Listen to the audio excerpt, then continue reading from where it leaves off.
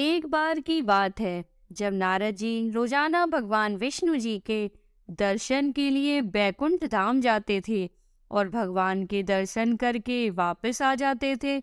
यही क्रम रोजाना चलता था। एक दिन नारद जी के मन में यह विचार आया कि काश मुझे भगवान का महाप्रसाद मिल जाए तो कितना अच्छा होगा। यही विचार करके वो माता लक्ष्मी जी के पास गए और आग्रह कर कहा, माता, क्या मुझे आप भगवान का प्रसाद दिलवा दोगी तो आपकी बड़ी कृपा होगी। मगर माता लक्ष्मी कहती हैं कि भगवान का प्रसाद मिलना इतना भी आसान नहीं है। उसके लिए भगवान की आज्ञा अत्यंत आवश्यक है। बिना भगवान की आज्ञा के मैं किसी को भी भगवान का प्रसाद नहीं दे सकती। फिर नारद जी ने भगवान को प्रसन्न करने के लिए 12 वर्षों तक कठिन तपस्या की, मगर भगवान की प्रसन्नता पाना इतना आसान काम नहीं था। इतनी तपस्या करने के बाद भी नारद जी को प्रसाद नहीं मिला। अब नारद जी विचार करने लगे कि अब मैं ऐसा क्या करूं कि मुझे भगवान का प्रसाद मिल जाए।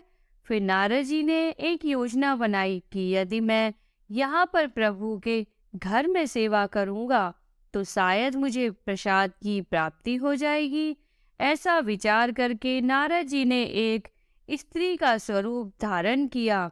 साड़ी पहनकर और श्रृंगार करके रोजाना रात को 2 बजे 3 बजे आकर भगवान के दरबार को झाड़ू लगाते थे और पूरी सफाई रात के अंधेरे में ही करके चले जाते थे। ऐसा कई दिनों तक चलता रहा। यह सब देखकर लक्ष्मी जी हैरान हो जाती कि इतनी सुबह सुबह कौन पूरा दरबार साफ करके जाता है, यह तो जानना ही पड़ेगा। एक दिन लक्ष्मी जी निश्चय करती हैं कि जो कोई भी यहाँ आकर रोज सफाई करता है, मैं उसको छुप कर देखूंगी और फिर पकड़ लूंगी। इसलिए वो रात को ही पेड़ के पीछे छुपकर खड़ी हो गईं। फिर ठीक रोजाना के समय पर नारद जी स्त्री के स्वरूप में साड़ी पहनकर आए। भगवान के दरबार की सफाई करने लगे। नारद जी पूरी लगन के साथ सफाई करने में लगे हुए थे।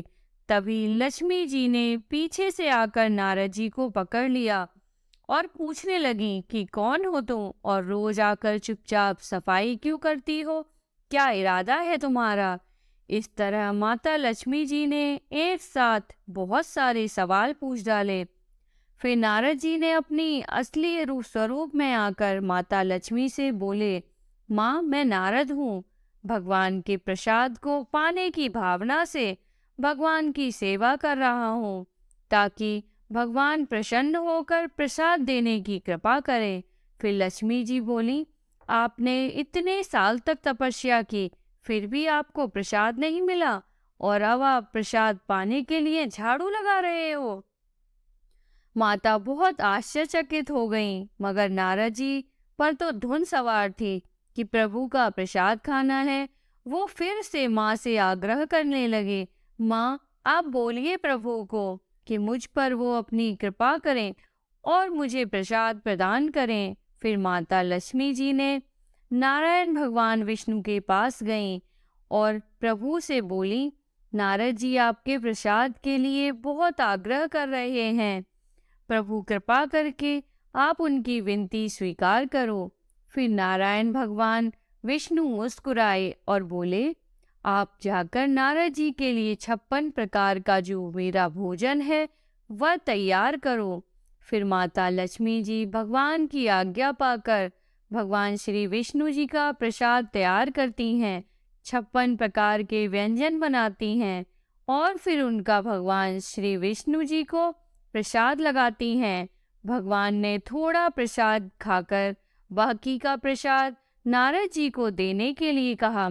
तब माता लक्ष्मी जी ने प्रभु की आज्ञा से नारद जी को भगवान का प्रसाद दिया। नारद जी बहुत ही अधिक प्रसन्न हुए और बहुत ही चाव से पूरा प्रसाद खा लिया। फिर तो नारद जी भगवान का नाम जितना जपते वो उसका लाख गुना हो जाता, क्योंकि भगवान का प्रसाद जो नारद जी ने खाया था। इसी प्रकार नारद जी नारायण नारायण करते हुए बैकुंठ धाम से सीधा चले गए भगवान शिव के धाम। नारद जी को इतना अधिक प्रसन्न देखकर भगवान शिव ने पूछा कि क्या बात है नारद जी, किस कारण आप इतना अधिक प्रसन्न हो। नारद जी बताते हैं कि उन्हें श्री भगवान विष्णु जी का प्रसाद खाने को मिला है। मैं तो धन्य हो गया, नारायण नारायण। भगवान शिव ने नारद जी से कहा, यह तो गलत बात है नारद जी, आपने अकेले ही भगवान का पूरा प्रसाद खा लिया, थोड़ा तो हमारे लिए भी ले आते। नारद जी बोले, भगवान का प्रसाद खाते हुए मुझे भगवान के सिवाय कुछ और याद ही नहीं रहा, मैंने सारा प्रसाद खा लिया। तभी भगवान शिव की नजर नारद जी के मुंह पर लगे एक चावल के दाने पर पड़ी। भगवान शिव ने वो एक दाना ही प्रसाद का ग्रहण कर लिया। फिर तो वो भी भगवान विष्णु में ही मगन हो गए और खुशी से नृत्य करने लगे। माता पार्वती ने जब भगवान शिव को इस तरह से भक्ति भाव में विलीन होकर नृत्य करते हुए देखा, तो वो पूछने लगी कि ऐसा क्या हुआ जो आप इतने अधिक प्रसन्न हो, कृपया बताएं। भगवान शिव ने सारी कथा माँ पार्वती को बता दी। फिर तो माता पार्वती नाराज हो जाती हैं और भगवान शिव से कहती हैं, मैं आपकी अर्धांगिनी हूँ, फिर भी मुझे आपने प्रसाद नहीं दिया और अकेले ही भगवान का प्रसाद खा लिया। आपको एक दाना मिला था तो आधा आप खाते और आधा मुझे देते। माता पार्वती जी नाराज होकर बैकुंठ धाम प्रभु विष्णु जी के पास जाकर उनसे लड़ने लगी। उन्होंने कहा कि आपने मुझे अपना प्रसाद नहीं दिया और नारद जी और भगवान शिव सबको प्रसाद मिल गया, सिर्फ मुझे ही नहीं मिला। फिर भगवान माता लक्ष्मी से कहते हैं, आप फिर से भोजन बनाइए और फिर वो प्रसाद माता पार्वती जी को भी प्रदान करिए। तब जाकर माता का क्रोध शांत हुआ।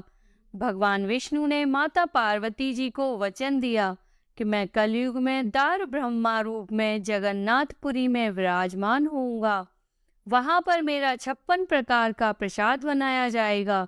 वह प्रसाद मुझे चढ़ाने के बाद आपको सबसे पहले दिया जाएगा, इसलिए आपका मंदिर भी वहीं उसी प्रांगण में स्थापित होगा। वहां पर आपका नाम माता विमला देवी के नाम से प्रसिद्ध होगा और सभी लोग आपकी पूजा करेंगे। आपको प्रसाद चढ़ाने के बाद वह प्रसाद महाप्रसाद बन जाएगा। उसके बाद ही सबको वितरित किया जाएगा। इस महाप्रसाद को पाकर सभी लोग धन्य हो जाएंगे और उनके सभी तरह के पापों का अंत होगा। तो आपने देखा कि भगवान का यह महाप्रसाद पाने के लिए देवताओं को भी बहुत तप करना पड़ता है और हम सब यह महाप्रसाद भगवान जगन्नाथ जी के धाम में प्राप्त कर सकते हैं। इस महाप्रसाद की महिमा अपरंपार है। जय जगन्नाथ।